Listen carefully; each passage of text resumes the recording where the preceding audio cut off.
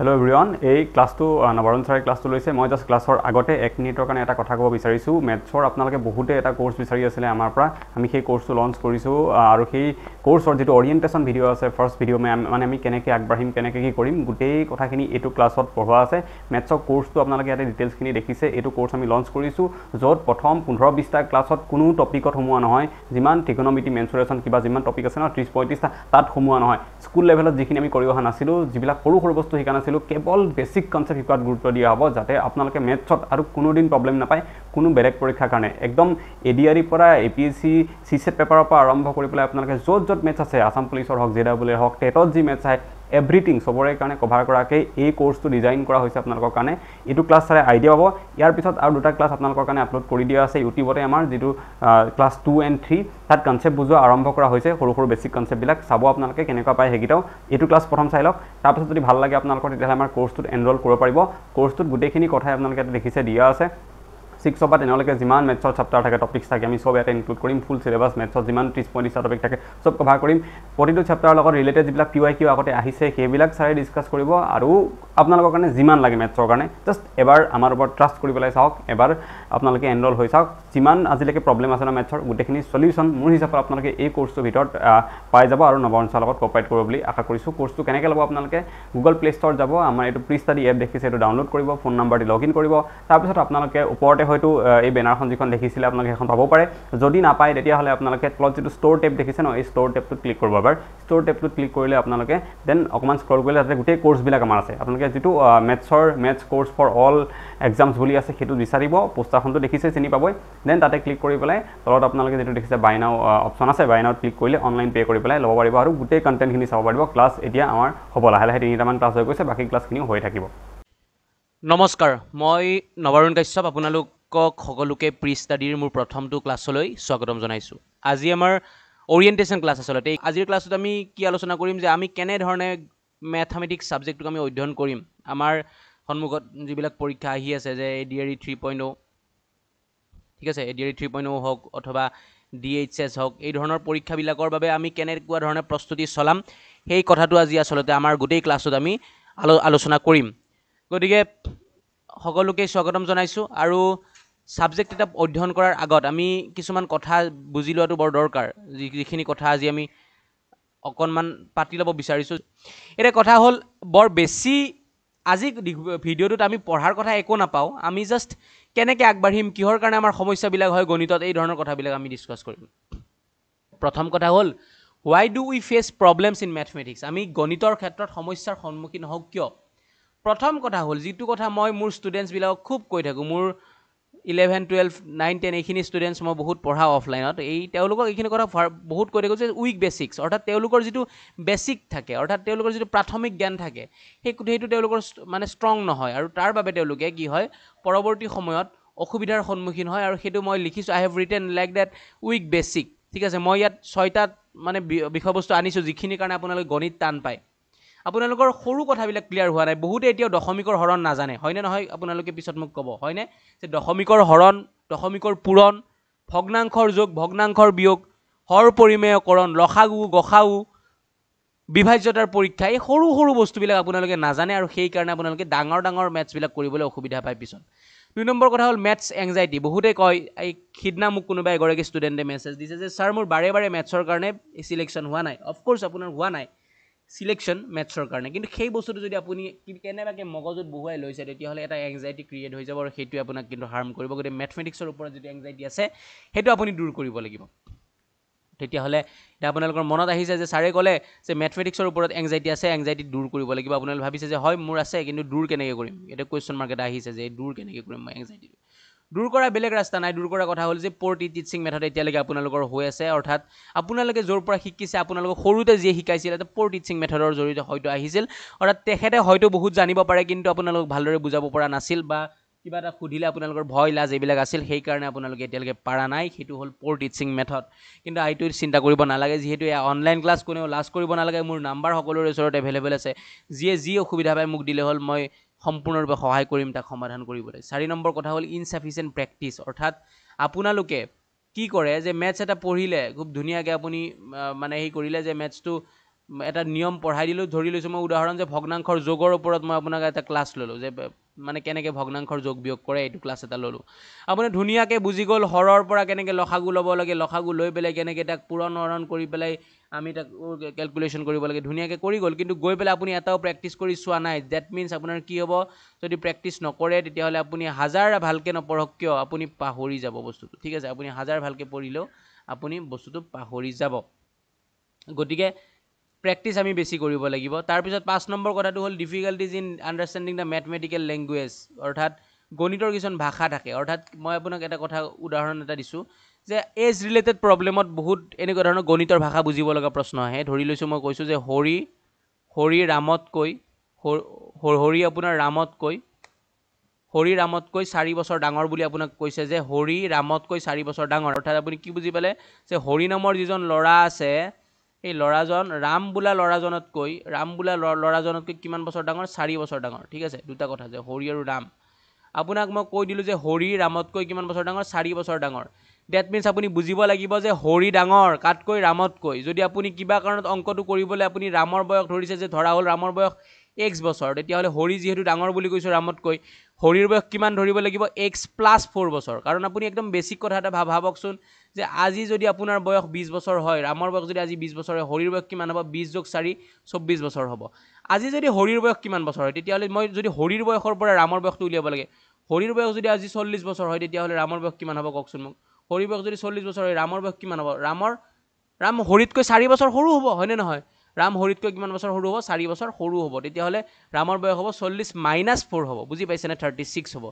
এতিয়া এই সৰু সৰু মেথমেটিকেল লেংগুৱেজবিলাক আমি বুজিব পাৰিব লাগিব কেনেকৈ বুজিম আমি যেতিয়া টপিকবিলাক চাম মই সলভ কৰি দিম এতিয়া কোনেও চিন্তা কৰিব নালাগে ঠিক আছে এতিয়া কোনেও চিন্তা কৰিব নালাগে মই জাষ্ট আজি কৈ গৈছোঁ যে মেথমেটিকেল লেংগুৱেজ কিছুমান থাকে যিখিনি বুজি পাব লাগিব আপোনালোকে যেনেকৈ নহওক 6 নম্বৰ হ'ল লেক অফ কনফিডেন্স অৰ্থাৎ আপোনাৰ আত্মবিশ্বাস বা বিশ্বাসৰ অভাৱ নিজৰ ওপৰত সেইটোৰ কাৰণে আপুনি মেথছ নোৱাৰে গতিকে এই ধৰণৰ যিবিলাক সৰু সৰু সমস্যা এই সমস্যাবিলাকৰ কাৰণে আপুনি গণিত হয়তো আজিলৈকে পাৰা নাই বা গণিত আপোনালোকৰ সিলেকশ্যন হ'ব দিয়া নাই ঠিক আছে আমি নেক্সট স্লাইডলৈ গৈছোঁ তেতিয়াহ'লে সলিউশ্যন কি হ'ব এটা কথা আপোনালোকে জানি আহিছে where there is a problem there will be always a solution অৰ্থাৎ যেতিয়া কিবা সমস্যাৰ সন্মুখীন হওঁ তাত নিশ্চয় এটা সমাধান থাকিবই ঠিক আছে গতিকে আমাৰ সলিউশ্যন কি হ'ব যেতিয়া আমি গণিত নোৱাৰোঁ 6টা প্ৰব্লেমৰ কথা কৈছোঁ ছাৰে কৈছে যে মেথমেটিক এংজাইটি উইক বেছিক প'ৰ টিচিং মেথড ইনচাফিচিয়েণ্ট প্ৰেক্টিছ এই গোটেইখিনি বাৰু ছাৰে আমাক ভালকৈ পঢ়াব আমি তেতিয়াহ'লে মেথমেটিকেল লেংগুৱেজবিলাক বুজি পাম ঠিক আছে আমাৰ কনফিডেন্স আহিব তেতিয়াহ'লে আমি কেনেকৈ আমাৰ এই বস্তুটো কেনেকৈ কৰিম আমি সলিউশ্যন কি হ'ব সলিউশ্যন হ'ব 3P ফৰ্মুলা ঠিক আছে 3P ফৰ্মুলা 3P ফৰ্মুলা মানে হ'ল এটা ধুনীয়া কথা যে প্ৰথমটো P মানে হৈছে practice first P will be practice ঠিক আছে ফাৰ্ষ্ট Pটো মানে হ'ব প্ৰেক্টিছ ফাৰ্ষ্ট Pটো মানে হ'ব আপোনাৰ প্ৰেক্টিছ ঠিক আছে ৰ'ব মোৰ অকণমান আজি এই মোৰ মানে পেন টেপখন অকণমান প্ৰব্লেম দিছে তাৰ কাৰণে ক্ষমা বিচাৰিছোঁ ঠিক আছে মোৰ মানে এডজাষ্টমেণ্টটো আজি অলপ প্ৰব্লেম এটা হৈ আছে পেন টেপখনৰ তাৰ কাৰণে অকণমান লিখাত খেলি মেলি হৈছে নেক্সট ক্লাছৰ পৰা এই ধৰণৰ প্ৰব্লেম নহয় চিন্তা কৰিব নালাগে 3P ফৰ্মুলা মানে প্ৰথমটো P মানে হৈছে প্ৰেক্টিছ ঠিক আছে প্ৰথমটো P মানে হৈছে প্ৰেক্টিছ আৰু তেতিয়াহ'লে ভাবিছে দ্বিতীয়টো P মানে কি দ্বিতীয়টো P মানে বেলেগ একো নহয় দ্বিতীয়টো P মানে হ'ব প্ৰেক্টিছ দ্বিতীয়টো P মানে হ'ব প্ৰেক্টিছ তেতিয়াহ'লে তৃতীয়টো P মানে কি হ'ব তৃতীয়টো P মানে হ'ব প্ৰেক্টিছ অৰ্থাৎ গণিত যদি আপুনি পাৰিব লাগে প্ৰথমটো P মানে হ'ব প্ৰেক্টিছ দ্বিতীয়টো P মানে প্ৰেক্টিছ তৃতীয়টো P মানে প্ৰেক্টিছ অৰ্থাৎ অনুশীলন প্ৰেক্টিছৰ বাহিৰে বেলেগ কোনো গত্যন্তৰ নাই মই ইয়াত যি বস্তু আপোনালোক পঢ়াম যিকেইটা হোমৱৰ্ক দিম গোটেই কৰিব লাগিব লগতে সেই ধৰণৰ প্ৰশ্ন আপোনালোকে বেলেগত বিচাৰিব লাগিব কুৱেশ্যন বেংক হওক প্ৰিভিয়াছ ইয়াৰ কুৱেশ্যন পেপাৰত হওক বিচাৰি পেলাই আপোনালোকে তাক সমাধান কৰিব পাৰিব লাগিব 3P ফৰ্মুলা মানে হৈছে কেৱল প্ৰেক্টিছ প্ৰেক্টিছ আৰু প্ৰেক্টিছ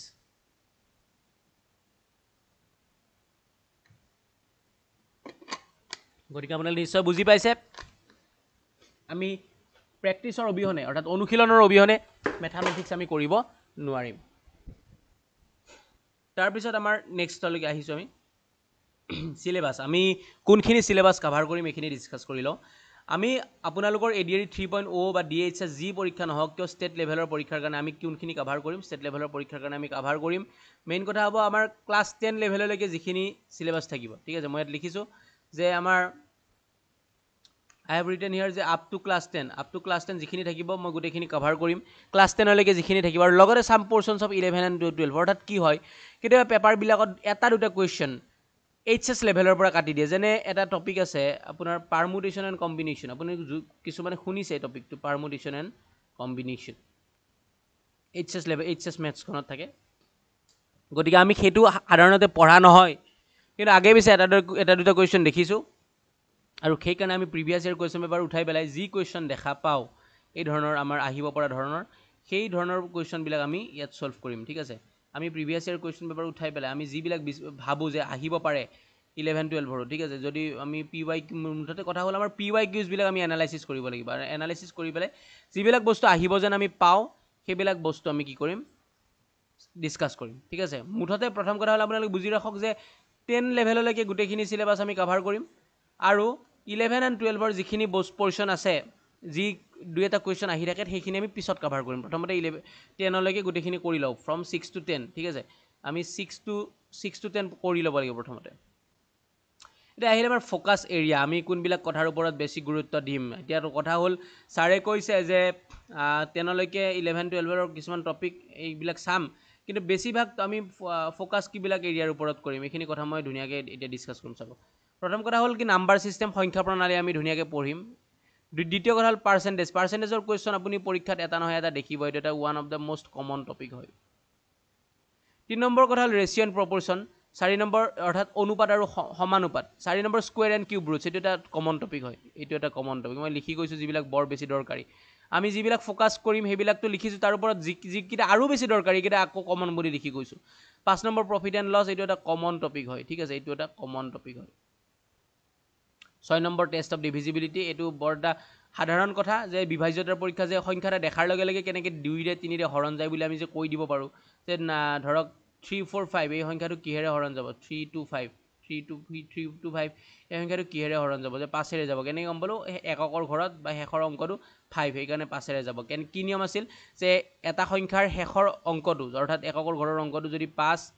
নাইবা 0 হয় তেতিয়াহ'লে সেই সংখ্যাটো গোটেই সংখ্যাটোক 5ৰে হৰণ যায় এই ধৰণৰ সৰু সৰু কথাবিলাক আমি বুজিব লাগিব 7 নম্বৰ টাইম এণ্ড ৱৰ্ক যে অমুকে এটা কাম 4 দিনত শেষ কৰিব পাৰে অমুকে এটা কাম 5 দিনত দুয়ো লগ লাগি কিমান দিনত শেষ কৰিব এই ধৰণৰ কুৱেশ্যনবিলাক যে আহে এটা one of the most common topic হয় এইটোৰ ওপৰত কুৱেশ্যনত মানে পৰীক্ষাত আপুনি মানে প্ৰশ্ন পাবই 8 নম্বৰ ট্ৰিগন'মেট্ৰি অৰ্থাৎ অসমীয়াত তাক ত্ৰিকোণমিতি বুলি কওঁ কথা হ'ল কি আগে পিছে ইয়াৰ কুৱেশ্যন অহা নাছিল কিন্তু আজিৰ পৰা 2 বছৰ আগৰ পৰা এটা ট্ৰেণ্ড হৈছে যে এডিআৰিত যেতিয়া ট্ৰিকোণমিতিৰ কুৱেশ্যন অহা কৰিলে এটা দুটা তেতিয়াৰ পৰা পৰীক্ষাবিলাকত প্ৰায় ট্ৰিকোণমিতিৰ কুৱেশ্যন অহা হৈছে গতিকে আমি ট্ৰিকোণমিতি সমাধান কৰিব লাগিব 9 নম্বৰ জিঅ'মেট্ৰি যিটো টপিক হৈছে মূৰৰ কামৰণি হৈ যায় বহুত ষ্টুডেণ্টছৰ যে জ্যামিতি বুলি কোৱাৰ লগে লগে টেনশ্যন হৈ যায় কিন্তু নাই চিন্তা কৰিব নালাগে মই যিহেতু লৈছোঁ টপিকটো একদম বেছিকৰ পৰা আৰম্ভ কৰিম 10 নম্বৰতে আমি চাম মেনচুৰেশ্যন যাক পৰিমিতি অৰ্থাৎ আমাৰ কালি পৰিসীমা এই ধৰণৰ কুৱেশ্যনবিলাক যে আমি পাই থাকোঁ এইটো টপিকৰ ভিতৰত আমি কভাৰ কৰিম 11 নম্বৰ ষ্টেটিষ্টিক্স বুলি কোৱাৰ লগে লগে আপোনালোকে ভাবিছে যে আমাক কি দিব চাৰ্ট বনাব দিব নেকি নিদিয়ে আপোনালোকে মধ্যমা বহুলক এই ধৰণৰ যিবিলাক সৰু সৰু কনচেপ্ট সেইখিনি ক্লিয়াৰ কৰিলে আমাৰ হৈ যাব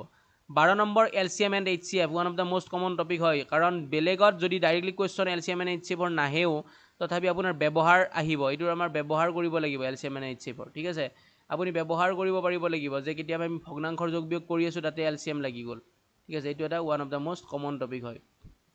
13 নম্বৰ হ'ল ডাটা ইণ্টাৰপ্ৰিটেশ্যন তাত তথ্যৰ ব্যৱহাৰ শিকাই দিম কোনো চিন্তা কৰিব নালাগে একদম বেছিকৰ পৰা যাম 14 নম্বৰত আহিব টাইম ডিষ্টেঞ্চ এণ্ড স্পীড সময় দূৰত্ব আৰু বেগ এইটো বিজ্ঞানৰ টপিক যেন লাগে দেখাত হয়নে যে ৰেলগাড়ী এখনে 14 কিলোমিটাৰ পাৰ আৱাৰ বেগেৰে 2 ঘণ্টাত কিমান দূৰত্ব অতিক্ৰম কৰিব ঠিক আছে যে এখন বাছে মানে 5 কিলোমিটাৰ দূৰত্ব যদি মানে 20 মিটাৰ পাৰ ছেকেণ্ড বেগেৰে যায় তেতিয়াহ'লে কিমান সময় ল'ব এই ধৰণৰ কুৱেশ্যনবিলাক যে আহে বিজ্ঞানৰ কুৱেশ্যন যেন লাগে কিন্তু নাই আমি মেথছতে কাভাৰ কৰি দিম 15 নম্বৰ কথা হ'ল কি ইণ্টাৰেষ্ট সুত এইটো one of the most common topic হয় বিৰাট দৰকাৰী সুতৰ অংক আপোনাৰ চিম্পল ইণ্টাৰেষ্ট কম্পাউণ্ড ইণ্টাৰেষ্ট এইবিলাক আহি থাকে দেখি পাইছে আপোনালোকে পেপাৰত ঠিক আছে তাৰপিছত আহিলে আমাৰ 16 নম্বৰত এলজেব্ৰা বীজগণিত বৰ দৰকাৰী টপিক হয় তাৰপিছত আমাৰ 18 নম্বৰত আহিব আমাৰ এক্সপনেন্স এণ্ড পাৱাৰ্ছ অৰ্থাৎ সূচক আৰু ঘাত এটা one of the most common topic তাৰপিছত 19 নম্বৰত আহিব বেছিক চিম্প্লিফিকেশ্যন, অৰ্থাৎ সাধাৰণতে আমি কেনেকৈ চিম্প্লিফিকেশ্যন কৰোঁ। কেতিয়াবা এটা অংকত পূৰণ, হৰণ, যোগ, বিয়োগ, ব্ৰেকেট গোটেইবিলাক আছে, তেতিয়াহ'লে আমি ইউজ কৰিব লাগিব কি বদমাছ ৰুল। কি ইউজ কৰিছে বদমাছ ৰুল। বদমাছ ৰুল আমি পাওঁ, অৰ্থাৎ bracket of bracket, division, multiplication, addition, subtraction এইবিলাকৰ কামবিলাক যে আমি মানে এটা হেৰিত কৰিব লাগে, অৰ্ডাৰত কৰিব লাগে, যে প্ৰথমতে ডিভিজনৰ কাম, তাৰপিছত মাল্টিপ্লিকেশ্যন, তাৰপিছত যোগ, এডিশ্যন মানে যোগ, ছাবট্ৰাকশ্যন মানে বিয়োগ, এইবিলাক যে আছে ৰুল মতে কৰিব লাগে। এইখিনি কথা গোটেই বেছিক চিম্প্লিফিকেশ্যন আমি পাই যাম। 20 নম্বৰত আহিব ফ্ৰেকশ্যন, অৰ্থাৎ ভগ্নাংশ। ভগ্নাংশৰ কথা বাৰে বাৰে উল্লেখ কৰি আছোঁ, আমি তথাপি পঢ়িম একদম আৰম্ভণিৰ পৰা। 21 নম্বৰত কোৱাড্ৰেটিক ইকুৱেশ্যন, কিন্তু কোৱাড্ৰেটিক ইকুৱেশ্যন পঢ়াৰ আগতে আমি 23 নম্বৰত যিটো লিখিছোঁ লিনিয়াৰ ইকুৱেশ্যন, ৰৈখিক সমীকৰণ, এইটো পঢ়ি ল'ব লাগিব। তাৰপিছত কোৱাড্ৰেটিক ইকুৱেশ্যন আমি পঢ়িম, ঠিক আছে। ক্লাছ 10ৰ টপিক এই দুটা। Problems based on ages, one of the most common topic হয়, আহি থাকে বাৰে বাৰে। অলপ আগতে কৈছোঁ যে হৰিৰামতকৈ 4 বছৰ ডাঙৰ, এই ধৰণৰ কুৱেশ্যনবিলাক আহি থাকে, ঠিক আছে। তাৰপিছত কোঅৰ্ডিনেট জিঅ'মেট্ৰি, স্থানাংক জ্যামিতি আহি থাকে কুৱেশ্যন, কিন্তু বৰ কমন টপিক নহয়, তথাপি আমি ছল্ভ কৰিম। তাৰপিছত হাইট এণ্ড ডিষ্টেঞ্চ, উচ্চতাৰ দূৰত্ব। তাৰপিছত প্ৰবেবিলিটি, যাক আমি সম্ভাৱিতা বুলি কওঁ। তাৰপিছত ডেচিমেলছ, দশমিক। তাৰপিছত এভাৰেজ, গড়, বটছ এণ্ড ষ্ট্ৰীম, নাও আৰু সোঁত। আপোনালোকে বস্তুবিলাক চাই থ'ব আজি কোনবিলাক টপিক আমি কাভাৰ কৰিম, ঠিক আছে। তাৰপিছত কথা হ'ল কি 30 নম্বৰত আমি চাম টপিক্স অফ 11 and 12, যিটো কথা মই আৰম্ভণিত ক'লোঁ যে যেনে পাৰমুটেশ্যন, কম্বিনেশ্যন বা এনেকুৱা ধৰণৰ কিছুমান টপিক আছে যিবিলাক আমি কাভাৰ কৰিম। এইখিনি গোটেই শেষ হোৱাৰ পিছত, কিন্তু প্ৰথমতে এই 29টা টপিক শেষ হৈ ল'ব লাগিব, ঠিক আছে। এই 29টা টপিক শেষ হৈ লোৱাৰ পিছত আমি এই টপিকবিলাকলৈকে যাম। তাৰপিছত আমি 31 নম্বৰত চাম PYQs, আগৰ পেপাৰত কি কুৱেশ্যন আহিছে, আগৰ পেপাৰত কেনেকুৱা ধৰণৰ প্ৰশ্ন আছিলে, এই বস্তুবিলাক আমি লাষ্টত চাম, কিন্তু তাৰ আগত এই গোটেইখিনি কাম কৰি ল'ব লাগিব। এতিয়া মই কেইটামান প্ৰব্লেম লৈ আহিছোঁ, যি প্ৰব্লেমকেইটা আমি চলিউশ্যন আজি নকৰোঁ, জাষ্ট আজি কিছুমান বস্তু দেখাইছোঁ যে ADREত অহা কুৱেশ্যন, ADRE 1.0 অহা কুৱেশ্যন, এই গোটেইকেইটা কিহত অহা কুৱেশ্যন, যে ADRE 1.0। কি বস্তু পঢ়িলে আপুনি পাৰিলেহেঁতেন এই কুৱেশ্যনটো। বহুতে এই কুৱেশ্যনটো নোৱাৰিব বা কিছুমানে পাৰিব, আগতে যিবিলাকে previous year question paper analysis চাইছে। The LCM of 2 numbers is 40 and their HCF is 4. The difference between the 2 numbers is 12, then the sum of the numbers is, অৰ্থাৎ দুটা সংখ্যাৰ লসাগু আৰু গসাগু হৈছে 40 আৰু গসাগু 4, তেতিয়াহ'লে সংখ্যা দুটাৰ পাৰ্থক্য দি আছে 12, সংখ্যা দুটাৰ যোগফল কিমান। এইটো অংক কৰিব লাগিলে আপুনি এটা সূত্ৰ জানিব লাগিব, সেইটো হ'ল সংখ্যা দুটাৰ পূৰণফল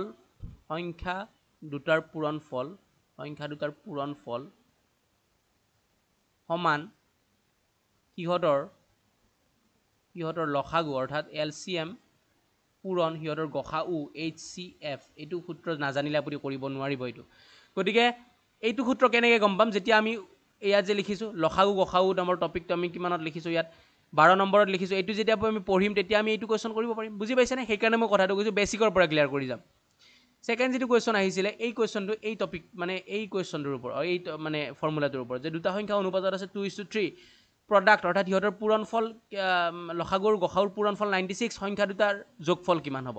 এই ছেম মানে ফৰ্মুলাটোত কৰিব লাগিব। গতিকে আমি 12 নম্বৰ টপিকটো যেতিয়া পঢ়িম এইটো আমি বুজি পাম, ঠিক আছে। তাৰপিছত আহিল বৰ্গমূলৰ কুৱেশ্যন। বৰ্গমূল এইটো ৰুট বহুতকেইটা দেখাৰ লগে লগে টেনশ্যন হৈ গৈছে। কুৱেশ্যনটো অকণমান আনোতে মোৰ টাইপিং কৰোঁতে ভুল হৈছে দেই। এই কুৱেশ্যনটো আপোনালোকে ঘৰত ট্ৰাই নকৰিব, পেপাৰখনত আছে এই কুৱেশ্যনটো। মই কেৱল এইটো কৈছোঁ যে এনেকৈ বহুত ৰুট দেখিলে আপুনি ভয় খাই যায় চাগে, এইটো ভয় খাব নালাগে। বৰ্গমূল আৰু ঘনমূল টপিকটো লৈছোঁ মই, তাত কাভাৰ কৰিম। মই কথাটো বুজাই দিছোঁ আজি কেনেকৈ কৰিম। তাৰপিছত এইটো ADRE 1.0 এটা কুৱেশ্যন আহিছিলে, যদি cos θ = a/b, cos θ ভেলু দিছে a/b, তেতিয়াহ'লে sec θ কিমান হ'ব। তেতিয়াহ'লে আপোনালোকে জানিব লাগিব যে ত্ৰিকোণমিতিক 6টা ৰেচিঅ' আছে, 6টা ত্ৰিকোণমিতিৰ অনুপাত আছে, যে চাইন আছে, তাৰপিছত আপোনাৰ কছ আছে, তাৰপিছত টেন আছে, তাত চাইনৰ ওলোটা এটা আছে, অৰ্থাৎ চাইনৰ মান যিমান হয় তাক উল্টাই দিলে এটা পাওঁ, সেইটো হ'ল কছেক। কছৰ উল্টা এটা আছে, সেইটো হ'ল চেক, ঠিক আছে। কছৰ উল্টা হ'ল সেইটো চেক। কেনেকৈ গম পাম, যেতিয়া ত্ৰিকোণমিতি নামৰ টপিকটো আমি পঢ়িম তেতিয়া আমি এইবিলাক কৰিব পাৰিম, ঠিক আছে।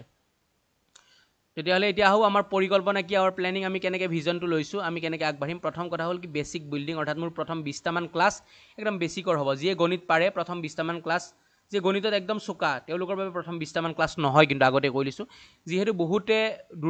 দুৰ্বলখিনিৰ কাৰণে প্ৰথম 20টামান ক্লাছ, সেইখিনি কৰি উঠি যিহেতু সকলোকে যদি সমানত আমি লৈ যাব পাৰোঁ তেতিয়া আমি মানে আমাৰ বেছি ভাল হ'ব। সেই যিহেতু মোৰ ভিজনটো হৈছে একেলগে শিকিম, একেলগে যুঁজিম, একেলগে জিকিম, গতিকে সকলোৰে বেছিকটো ষ্ট্ৰং কৰি পেলাই আমি সকলোকে একে জেগা এটাত লৈ আহিব লাগিব। 2 নম্বৰ কথা হ'ল try to complete the whole syllabus. এতিয়া মই আপোনালোক 30টা টপিক দিছোঁ, বোলে মই পঢ়াইছোঁ 15টা, পিছৰ 15টা পঢ়াব নোৱাৰিম, সম্ভৱ নহয় আমাৰ কাৰণে। যদি সেইটো হয় তেতিয়াহ'লে আপোনালোকে পৰীক্ষাত পাছ কৰিব নোৱাৰিব, আৰু সেইকাৰণে এইটো কেতিয়াও হ'ব নিদিওঁ। 31টা মই টপিক লৈছোঁ, সেই গোটেইখিনি কাভাৰ কৰিব লাগিব হোল চিলেবাছ। 3 নম্বৰত ফ'কাছ মোৰ অন ইম্পৰ্টেণ্ট এৰিয়াজ, অৰ্থাৎ মই যিকেইটা ইম্পৰ্টেণ্ট এৰিয়াজ লৈছোঁ তাতে সেইখিনি ফ'কাছ বেছি কৰিব লাগিব। তাৰপিছত use of 3P formula, practice practice practice, এইটো আমি মনত সদায় ৰাখিব লাগিব। 5 number PYQ, 6 number mock test. এইটো কথা হ'ল কি প্ৰথমতে কৰিম বেছিক বিল্ডিং, ছেকেণ্ডতে হোল চিলেবাছ কভাৰ কৰিম, তাৰপিছত ইম্পৰ্টেণ্ট এৰিয়াত বেছি কভাৰ কৰিম, মানে ফ'কাছ কৰিম, সদায় প্ৰেক্টিছ কৰিম। এই গোটেইখিনি হোৱাৰ পিছতহে আপুনি PYQs উঠাব, ঠিক আছে। PYQs ডাইৰেক্টলি উঠাই নল'ব, তাৰ মানে previous year question paper directly উঠাই নল'ব। এই 4টা বস্তু কমপ্লিট হোৱাৰ পিছতহে আপোনালোকে PYQsবিলাক চাব, আৰু PYQs কৰি উঠি মক টেষ্ট ল'ব। এতিয়া মক টেষ্ট ক'ৰ পৰা পাম? অৰবিন্দ ছাৰে বাৰে বাৰে কৈছে যে তেওঁলোকৰ মানে যিটো আমাৰ প্ৰি ষ্টাডি আছে, প্ৰি ষ্টাডিৰ পৰা মক টেষ্ট লৈ কিমানে ছাকচেছ পাইছে এইবাৰ পৰীক্ষাবিলাকত আপোনালোকে নিশ্চয় ছাৰৰ ষ্টেটাছ যদি চাই আছে আপোনালোকে বুজি পাব। তেতিয়াহ'লে আপোনালোকে মক টেষ্টৰ কাৰণে বেলেগ ক'তো যোৱাৰ প্ৰয়োজন নাই, অৰবিন্দ ছাৰৰ ওপৰত আপোনালোকে বিশ্বাস ৰাখক, ছাৰে খুব ধুনীয়াকৈ মক টেষ্টবিলাক বনাব, আপোনালোক দিব, আপোনালোকে তাৰ পৰা পাৰ্চু কৰি ল'ব, ঠিক আছে। এতিয়া আহিল শেষত মই কথাটো হ'ল কি মই কি টপিকৰ সৈতে আৰম্ভ কৰিম, অৰ্থাৎ মই নেক্সট মোৰ প্ৰথম ক্লাছটো হ'ব টেষ্ট অফ ডিভিজিবিলিটিৰ ওপৰত, বিভাজ্যতাৰ পৰীক্ষাৰ ওপৰত মই আৰম্ভ কৰিম। গতিকে অকণমান বিভাজ্যতাৰ পৰীক্ষা চাই ল'ব আপোনালোকে। মই যিহেতু আৰম্ভ কৰিম চিন্তা কৰিব নালাগে, অকণমান চাই ল'ব, বেছি ফেমিলিয়াৰ হ'ব তেতিয়া টপিকটো। গতিকে বৰ বিশেষ নাই, শেষত সকলোকে শুভেচ্ছা জনাইছোঁ, best of luck to every one. আপোনালোকৰ তাত মোৰ নাম্বাৰটো আছে, কাৰোবাৰ কিবা অসুবিধা হ'লে মেছেজ কৰিব পাৰে হোৱাটছএপত। মোৰ নাম নৱাৰুণ কাশ্যপ, ফেচবুক বা ইনষ্টাগ্ৰামতো আপোনালোকে মোক মেছেজ দিব পাৰে যদি হোৱাটছএপত মানে কিবা অসুবিধা আছে তেতিয়াহ'লে, ঠিক আছে। গতিকে আজি আমি ইমানতে সামৰিছোঁ, নেক্সট ক্লাছত আমি লগ পোৱাৰ পূৰ্ণ প্ৰতিশ্ৰুতিৰে টেষ্ট অফ ডিভিজিবিলিটিৰ সৈতে আমি আৰম্ভ কৰিম। ধন্যবাদ।